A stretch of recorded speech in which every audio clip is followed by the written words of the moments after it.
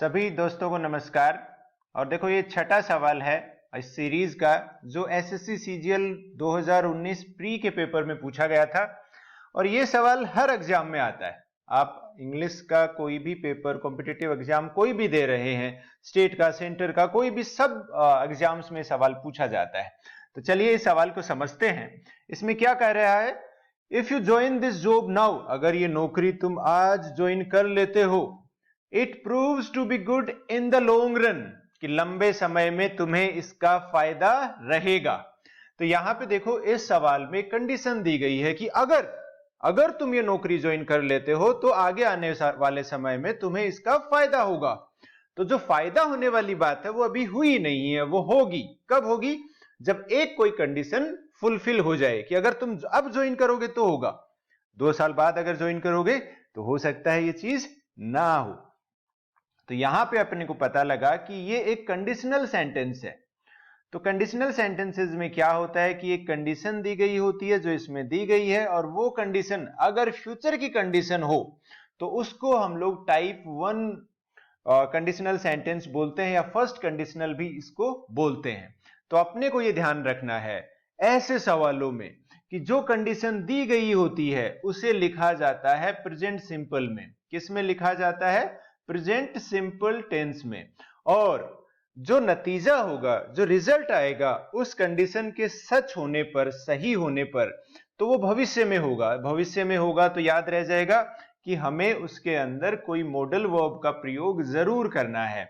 तो हम लोग उसमें विल शैल का प्रयोग कर सकते हैं, या फिर इसके अलावा कैन, मे, ये बाकी अदर मॉडल वर्ब्स भी आ सकते हैं। तो इसमें क्या दिया है, यहां पे भी प्रेजेंट सिंपल दिया है जो गलत है। तो हम लोग क्या करेंगे, इस सवाल में विल देखेंगे और फिर इस वर्ब का प्रयोग करेंगे। यहां ऐसा दिया गया है, नहीं दिया गया। इसमें ऐसा दिया है, नहीं दिया गया। तो ऑप्शन बी में क्या दिया गया है, will prove to be good in the long run. यही अपना क्या हो गया, आंसर हो गया। तो देखो बेटा, ये टाइप 1 कंडीशनल है, इस तरह टाइप 2 होते हैं, टाइप 3 होते हैं। दोनों तरह के सवाल हम आगे आने वाले जो वीडियोस होंगे उनमें डिस्कस करेंगे। अब जो मैं आपको बात कह रहा था, थोड़ा सा इस टाइप 1 कंडीशनल को समझ लेते हैं। एक तो देखो इन सेंटेंसेस के दो पार्ट होते हैं, एक पार्ट जिसमें कंडीशन दी गई होती है और दूसरा पार्ट जिसमें उसका नतीजा दिया गया होता है कि अगर ये बात होती है तो क्या होगा, अगर ऐसा होता है तो क्या होगा। तो वो वाली बात अपने पास आ जाती है। तो हमें याद रखना है कि एक पार्ट हो गया जिसमें कंडीशन दी गई होती है। कंडीशन वाला पार्ट पहचानना बड़ा आसान है कि उसमें क्या आता है, इफ आता है। ये इफ जरूरी नहीं वाक्य के शुरू में ही आए, ये वाक्य के मिडल में भी आ सकता है। समझ रहे हैं आप लोग यहाँ पे? अब अपने को ये ध्यान रखना है कि टाइप 1 जो कंडीशनल होगा उसमें जो पार्ट इफ होगा उस पार्ट में हम लोग प्रेजेंट सिंपल टेंस का प्रयोग करते हैं, और जो मैन क्लोज होता है, जिसके अंदर मॉडल वर्ब आता है या नतीजा आता है, उसको मैन क्लोज भी बोलते हैं। उसके अंदर हम लोग यूज करते हैं फ्यूचर सिंपल। लेकिन फ्यूचर सिंपल देख के ऐसे कंफ्यूजन ना हो जाए कि इसमें केवल विल शैल ही आएंगे, बाकी मॉडल वर्ब्स भी आ सकते हैं। कैन भी आ सकता है, मे भी आ सकता है, माइट भी आ सकता है, और मॉडल वर्ब भी आ सकते हैं। तो देखिए, मैं आपको पूरा पढ़ाने की कोशिश कर रहा हूं। यहां पे मैंने एग्जाम्पल्स भी लिखे हैं। और बाकी थोड़ा सा अगर देखा जाए, जैसा मैं एक बार बात को अगर दोहराऊं, टाइप 1 कंडीशनल हमने देखा, दो पार्ट होते हैं, एक पार्ट इफ होता है, एक पार्ट रिजल्ट क्लोज जिसको बोलते हैं, ये आता है। इफ वाला पार्ट प्रेजेंट सिंपल में लिखा जाता है, रिजल्ट क्लोज जो है वो फ्यूचर सिंपल में लिखा जाता है।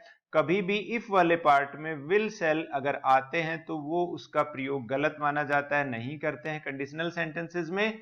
और इफ के बजाय हम लोग बाकी चीजें भी यूज कर सकते हैं, कि जरूरी नहीं है हमेशा इफ आए, व्हेन भी आ सकता है, व्हाइल भी आ सकता है, अनटिल भी आ सकता है, अनलेस भी आ सकता है। तो आप देखोगे कि ये बाकी ऑप्शंस भी आपको देखने को मिल सकते हैं, बिफोर आ सकता है, आफ्टर आ सकता है, और एज सुन एज भी आ सकता है।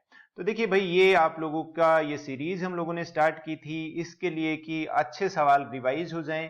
भले ही सवाल आसान हो या कैसे भी हो, लेकिन सवाल ऐसे हो कि जो बार बार पूछे जाते हैं। तो आपको इस सीरीज में वो सवाल मिलेंगे जो बार बार पूछे जाते हैं। आप किसी भी एग्जाम की तैयारी कर रहे हो, सभी के लिए ये वीडियो आपके लिए फायदेमंद होगा। और मैं चाहता हूं कि अगर अच्छे सवालों की सीरीज बन जाए तो रिवीजन में भी ये चीजें काम आती हैं। तो इस वीडियो को रिवीजन के लिए भी डाउनलोड कर लेना, और आपको अगर अच्छा लगता है तो आप इसे लाइक, शेयर और सब्सक्राइब जरूर करें भाई।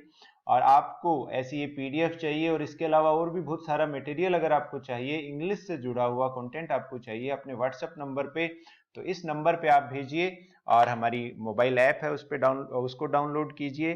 वहां पर आप लोगों को सब तरह के कोर्सेज मिलेंगे इंग्लिश से जुड़े हुए। तो चलिए इस वीडियो में इतना ही। Thank you everyone for joining us.